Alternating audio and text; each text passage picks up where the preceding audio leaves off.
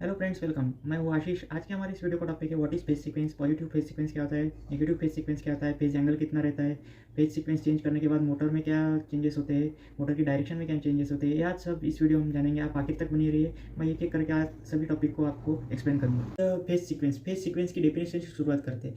Phase sequence की definition है the order in which voltages attain their maximum peak value. Peak value हमारी जो voltage पहले जो हमारा जो आर वाई वी फेज है, जो फेज हमारा सबसे पहले मैक्सिमम पीक वैल्यू वोल्टेज की अटेंड करेगा, उसी से हमारी सीक्वेंस शुरू होंगे। कंसीडर करते हैं हम कि आर वाई वी फेज है, उसमें से हमारा आर फेज सबसे पहले मैक्सिमम पीक वैल्यू अटेंड करेगा, उसके बाद वाई फेज और उसके बाद बी फेज। तो ये हो गया हमारा फेज सीक्वेंस के बारे में। अभी फेज सीक्वेंस हो गई, फेज सीक्वेंस की हमारी साइनोसॉइडल वेव फॉर्म आ गई। तो फेज सीक्वेंस में हमारा एंगल कितने का बनता है, तो फेज सीक्वेंस में हमारा जो पीक टू पीक जो हमारे वोल्टेज की वैल्यू है तीनों फेज के, तो इन तीनों फेज में हमारा वोल्टेज एंगल बनता है 120 डिग्री। तीनों फेज हमारे 120 डिग्री अपार्ट रहते हैं एक दूसरे से।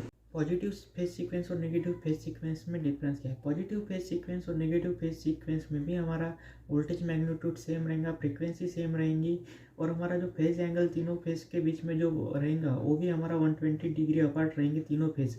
पर अगर हम इसमें बेसिक डिफरेंस क्या आता है फिर, अगर हमारे इंडस्ट्रीज में हम आर वाई भी फेज लेंगे और हमारा पावर जनरेशन सिस्टम से भी अगर हमारा आर वाई भी फेज सीक्वेंस ही आ रहा है, तो हमारा ये हो गया पॉजिटिव फेज सीक्वेंस। अगर हमारा फेज सीक्वेंस इंडस्ट्री में आर वाई भी है और हमारा जो पावर जनरेशन सिस्टम से अगर हमारा फेज सीक्वेंस आ रहा है आर बी वाई, तो हमारा ये फेज सीक्वेंस यहाँ पे चेंज हो गया हमारे इंडस्ट्रीज के, और पावर जनरेशन सिस्टम से जो आने वाला है उसमें हमारा फेज सीक्वेंस हो गया चेंज। तो इसमें ये होगा हमारा नेगेटिव फेज सिस्टम। ठीक है, हमारी मोटर क्लॉकवाइज और एंटी क्लॉकवाइज हमें दोनों डायरेक्शन में रोटेट करनी है। तो इसका फेज सीक्वेंस से क्या रिलेशन है?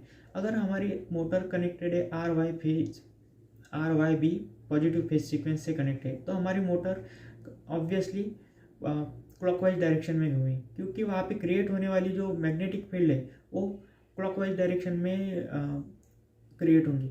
उसमें जो टॉर्क प्रोड्यूस होगा वो भी क्लॉकवाइज डायरेक्शन में हमारे जो रोटर है उसको रोटेट करेंगे। अगर हमको मोटर एंटी क्लॉकवाइज रोटेट करना है तो क्या करेंगे, हम कोई भी दो फेज इंटरचेंज करेंगे, यानी कि हम करेंगे उसका फेज सीक्वेंस चेंज। इसको फेज सीक्वेंस चेंज जैसे ही करेंगे, हमारी जो मैग्नेटिक फील्ड क्रिएट होंगी वहाँ पे वो अपोजिट डायरेक्शन में क्रिएट होंगी। इसका मतलब है कि वो हमारी जो मैग्नेटिक फील्ड है वो हमारी होंगी एंटी क्लॉकवाइज डायरेक्शन में क्रिएट। तो क्रिएट होने वाला जो टॉर्क भी है वो भी होगा एंटी क्लॉकवाइज में क्रिएट। तो इसी की वजह से हमारा जो रोटर है वो एंटी क्लॉकवाइज मतलब डायरेक्शन उसकी रिवर्स हो जाएंगी। तो यही है फेज सीक्वेंस